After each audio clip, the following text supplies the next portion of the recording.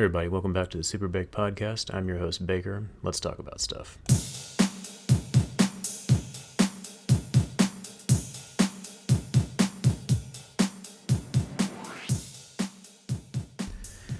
Everybody, welcome back to the show. So, today, as promised, I wanted to talk about the second episode of the Rings of Power.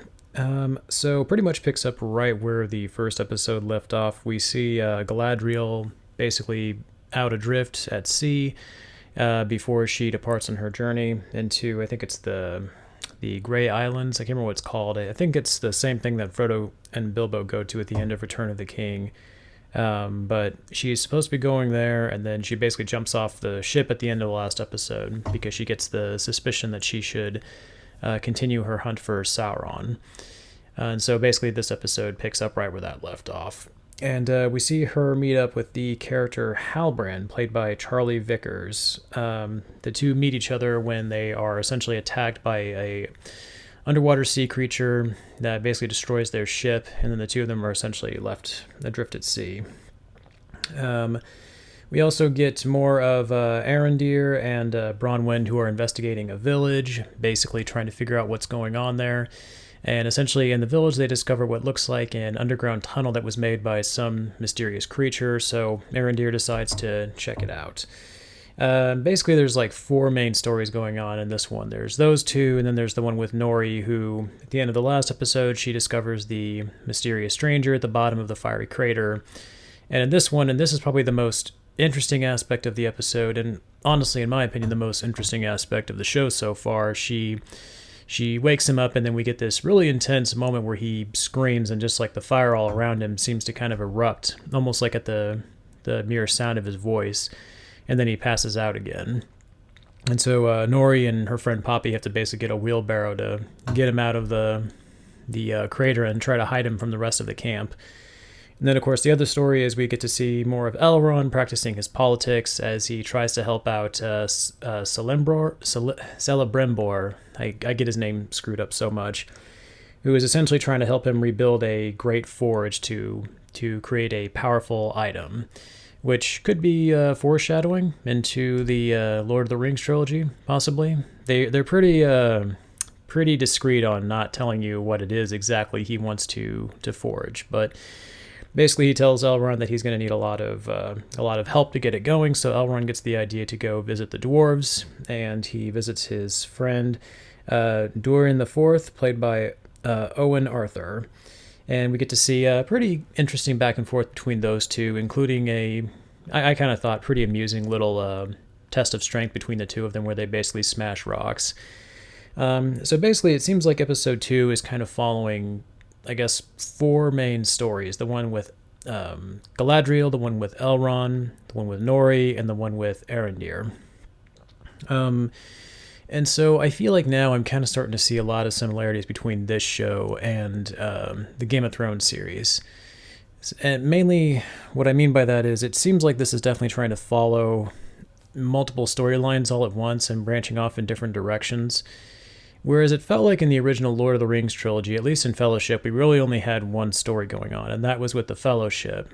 It did branch off into the other movies where we were following Frodo and Sam, Merry and Pippin, and then Aragorn, Gimli, and Legolas. But it did a good enough job connecting those together that it still felt like a cohesive story. We kind of got the idea of how these different groups were connected and how they were assisting each other despite the great distance between them. In this story, with the exception of Elrond and Galadriel, who again aren't really talking right now, they're separated, it's kind of hard to see the connecting tissue between them. I mean, I'm sure they're going to discuss that in later episodes, but right now these definitely feel like four very separate stories going on. So I am curious to see how they're going to bring these all together. Out of all of them, I would say right now the most interesting ones to me are definitely the ones with Nori and the Stranger, who, I don't know if this guy is supposed to be Gandalf, or like what Gandalf is, like his species, because I know in the books, if I'm not mistaken, I think Gandalf, he's not human technically, he's like supposed to be some sort of, I guess, magic being. I'm not sure what they're called, I'd have to look it up. Let me see, I had it before, but let me just see real quick.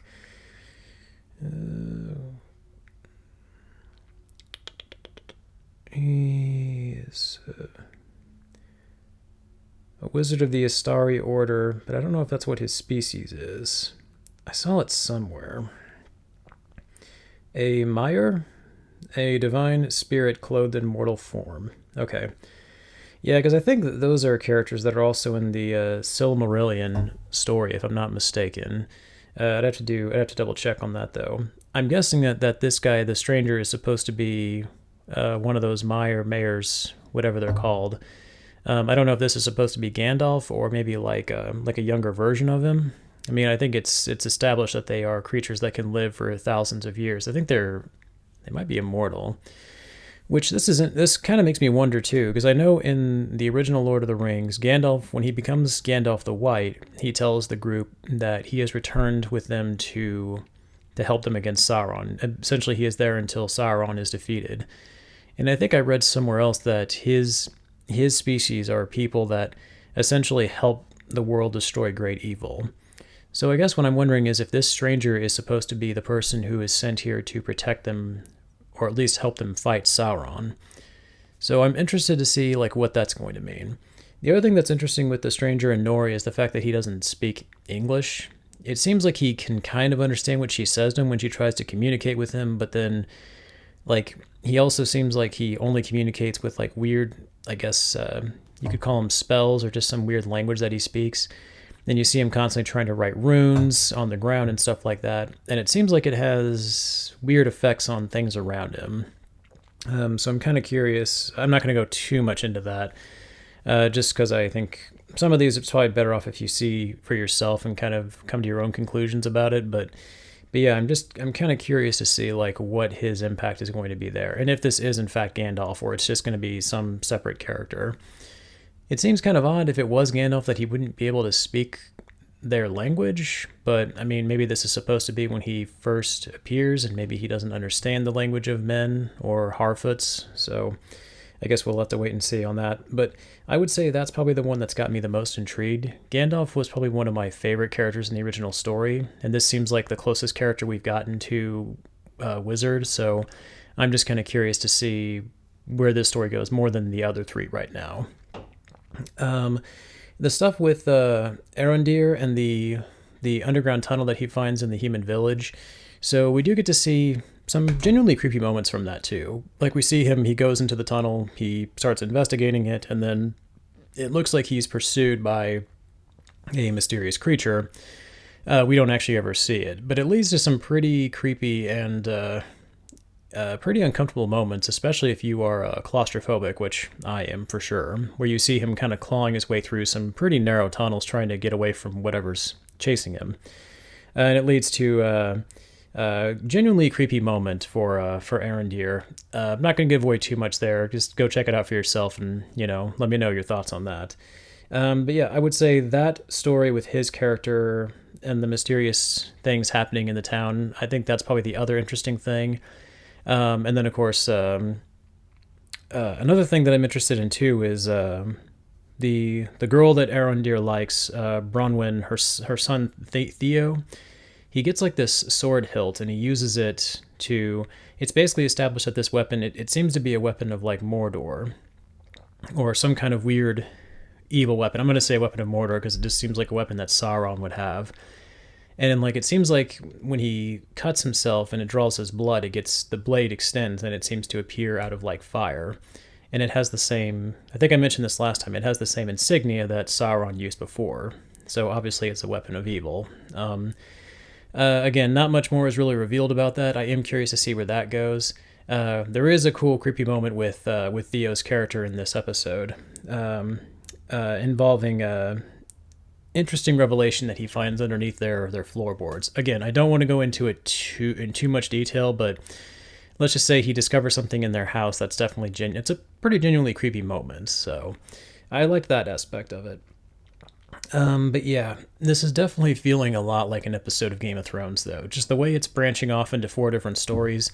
I don't have a big problem with it. I just hope that they're able to, like I said before, I hope they're able to maintain some kind of connectivity between the 4 stories. Right now, with the exception of Elrond and Galadriel knowing each other, I don't know. It just doesn't feel like I'm not seeing a lot of connection between the other ones. So hopefully it's not going to be one of those things where they try to, get them all together in a hurry, by the end of the season to fight whatever the big baddie is going to be. Whether it's Sauron or I assume it's going to be someone a little bit lower than Sauron, maybe like a captain or a general or some orc or something like that.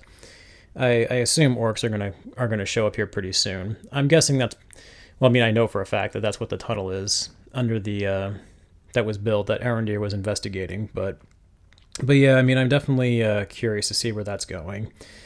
So, episode 1, I would say, did a good enough job of getting me interested, but it didn't quite hook me. Episode 2 is definitely, it's adding to the intrigue in some ways. But I like Halbrand. I think his character is probably one of the more intriguing characters in the show. I'm curious to know what his backstory is. Again, I've only watched up to episode 3 so far. I finished 3 the other day. And we learn a little bit more about him in 3, and I'll go into that in a later episode and discuss that in more detail. But I am curious to see kind of what his motivations are, what his backstory is. I feel like I have kind of a theory on who he is and what's going on there, but I just kind of want to wait and see where the show's going to go with this before I say anything on that. But yeah, it's still good. It's still keeping me interested. Again, I don't know if I agree with all of the hate that it's been getting. I definitely understand a lot of the criticisms that I've heard about it, but I also feel like it's still doing a good enough job of keeping me invested. And I think the story flows well enough that it's the pacing, it's got some pacing issues here and there, but I do feel like it does a good enough job of keeping things moving in a relatively decent pace. I guess one of my biggest issues this episode, particularly in this episode, is that, again, like I said, Halbrand is interesting, but a lot of the other characters are not particularly that intriguing. And it's pretty easy to forget about them, to be honest, with the exception of the 4 main characters, Galadriel, Arondir, Elrond, and Nori. It's pretty easy to forget about the other side characters quite a bit. And half of them I don't even remember their names, to be perfectly honest. So, yeah, I find myself having to keep checking the cast list on Google to kind of remind myself, okay, who's this guy? Okay, yeah, that's him. So I guess that's kind of my biggest gripe right now, is that with the exception of the main cast, the core main cast of characters, I don't really care too much about anybody else in this story. So hopefully the show will give me something kind of more to sink my teeth into. I'm just going to have to wait and see on that end. As far as the writing goes, again, the dialogue, it's fine. I said this in the last episode, and it's pretty much the same with episode 2. It's fine. Nothing great here. No conversations that really stick out to me too much. Again, with the exception of the conversations between Galadriel and Halbrand when they meet and when they're on the boat talking, and then of course later conversations between them in the next episode, in episode 3. But again, like I said, I'll kind of go into that a little bit more when I get to that episode next time. Yeah, I feel like all the actors and actresses are still doing a pretty good job with what they have to work with. It just kind of feels like it's just sort of building towards something. I guess that would be the best way I can put it.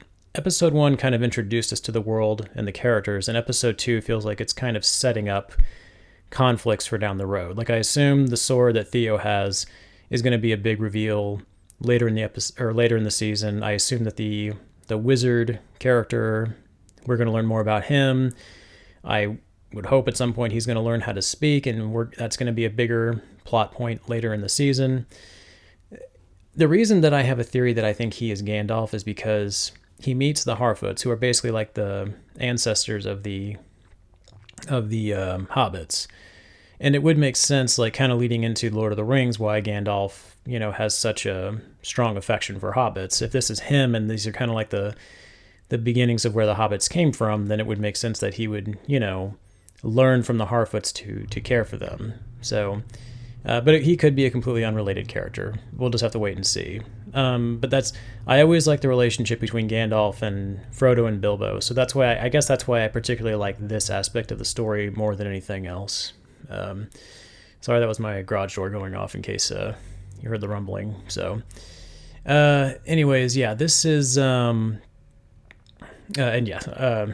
someone's coming into my house, like no one's breaking in here. Didn't want you to think that like my garage door is opening on its own. It's like, no, someone's coming into my house. So, and I'm fully aware of it. So anyways, yeah, I don't think the garage door's ever gone off during my podcast. So I didn't know if, I wasn't sure if how well the vibration would be picked up on the microphone. Hopefully it's not too distracting, but anyways, what was I talking about? The fucking, Gandalf, the Gandalf-like character.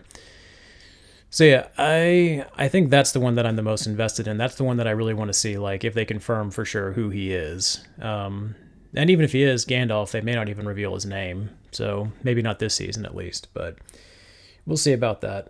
I'm still waiting for, I really want to, again, there's really been no big battles so far, with the exception of like the fight between Galadriel and the ice troll in the first episode, and then the flashback of the war, which we don't really see very much of. There haven't really been any big fight scenes so far in this show. So I'm kind of waiting, at least in the first 2 episodes. So I'm definitely waiting to see if we get like an actual big fight.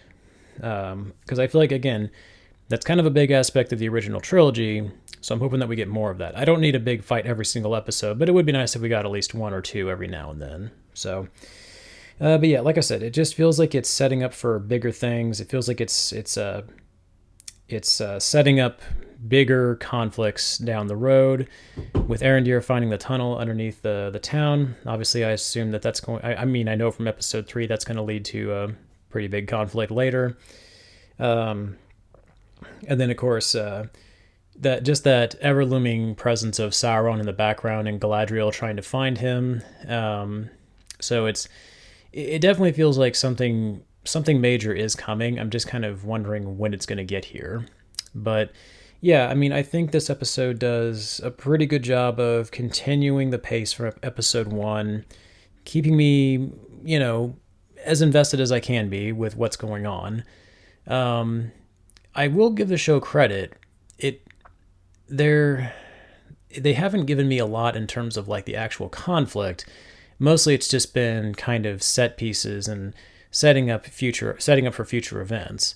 But I would say with what we've gotten, I am genuinely interested in what's going on. So I'll give the show credit in that regard. And again, episode 2 still looks great.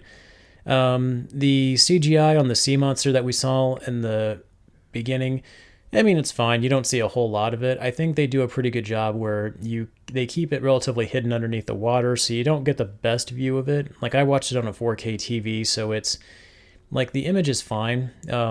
It's as clear as it can be, but I think it's, it looks pretty good. It looks kind of what you'd expect to look, the kind of special effects you would expect from a Lord of the Rings style show. So, yeah, I mean, it's still a great show to look at. I mean, spectacle wise, in terms of that, it's still a great show. So I guess, like I said, I'm trying to be patient. I'm trying to give the show the benefit of the doubt and not jump to any conclusions. Because, I mean, looking back, I remember watching Breaking Bad, and the first 2 or 3 episodes of that show really weren't that interesting to me. I mean, they were fine.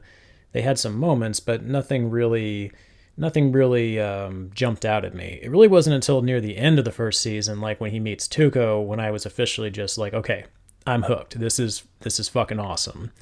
So maybe this show will be like that. Maybe I'm just waiting for the Tuco moment. Tuco's got to show up in Rings of Power, and Galadriel's got to take the fulminated mercury and just blast it in his face, and then I'll know this show is fucking going places. But until then, I'm just going to remain patient. All right, that's pretty much all I have to say about the second episode. More of the same. Just waiting for the big thing to happen. So the next thing I wanted to talk about was The Last of Us teaser trailer finally dropped. Looks like it was earlier today, a few hours ago. So yeah, this is exciting. Known about this for a while, knew this was happening. There's no specific release date for it. They just said 2023. So hopefully maybe Halloween would be a good release time, but I'm guessing it might be in the summer. We'll see. I'm trying to think like when shows like this typically release. I don't follow release schedules close enough to really know for sure. I would say either summer or maybe fall, but I guess we'll wait and see. But yeah, cast list, Pedro Pascal plays Joel. I love Pedro Pascal from Game of Thrones. He was fantastic as Oberyn Martell. He was a scene stealer in that show. I remember when he showed up in, I think it was season 4, and just his performance, people loved him so much. And I think everyone genuinely thought he was going to, well, anybody who didn't read the books genuinely thought that he was going to be one of the main characters of the show and that he was going to be around for a while. And yeah, that was quite a shock when he wasn't. But yeah, I mean, his performance was fantastic. He was such a compelling character, and you couldn't help but love him. And then another Game of Thrones star that's going to be in the show, which I did not know about this, Bella Ramsey, who you might remember from Game of Thrones, who played, I think she was the young Mormont girl from the final 2 seasons, season 7 and 8, the little girl that gets taken out by the troll. I wish I could remember her character's name. I want to say it's Lyanna Mormont, I think. I'd have to double check. Let me look that real quick. I've got her profile pulled up on Google, so let me just see.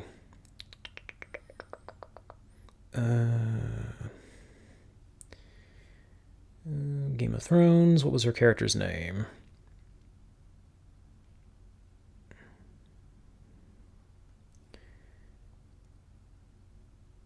Let's see. Lyanna Mormont, yep, had it. So yeah, she is going to be in this show, and she is playing Ellie. And also, it looks like Nick Offerman is in this show, and he is playing a character named Bill. I don't know if that's a character from the original game or not.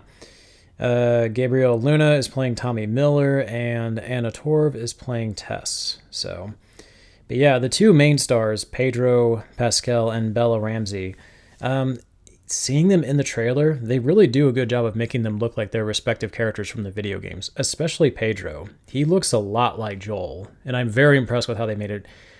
I'm very impressed with how they made it look like the original game. And there's even some little hints in the trailer, too, that you get from the game, too. Like, again, I don't want to give away too much about it. I mean, it's a teaser trailer. It's not like it's a huge spoiler. But, like, just go and watch it for yourselves. If you've played the original game, the very first game, which I have, it's been a long time, and I only played through it, I think, once or twice. But, yeah, like, you'll know what I mean when you watch the trailer. There's little tiny nuggets throughout the trailer that harken back to the game, and I'm so excited about it. I've played both the first and the second game, loved both of them. I think the first game is better than the second one, not by a whole lot, but I just found the story in the second game a lot more compelling. The surrogate father-daughter relationship between Joel and Ellie, to me, was the driving force of that game, as well as just how terrifying it was when you were faced with the zombies or the clickers that you have to fight in that game. And speaking of, we do get a glimpse of a clicker in this trailer. And oh my god, they totally capture how fucking terrifying these creatures are. We only get a split-second glimpse of its face with the fungus growing over its eyes and stuff like that. And it's just so fucking creepy the way I think they nailed that perfectly. And I can't wait. And even just the sound they make, that clicking sound when they're walking through buildings and stuff like that. There's a scene in the trailer where we see Joel and Ellie and a few other people sneaking around, trying to get around a clicker, and you see it through a foggy, dirty window, so you can't quite make it out, but you can see its silhouette. And Joel gives Ellie the signal to be quiet, and you can hear it clicking in the background as it's trying to search for victims.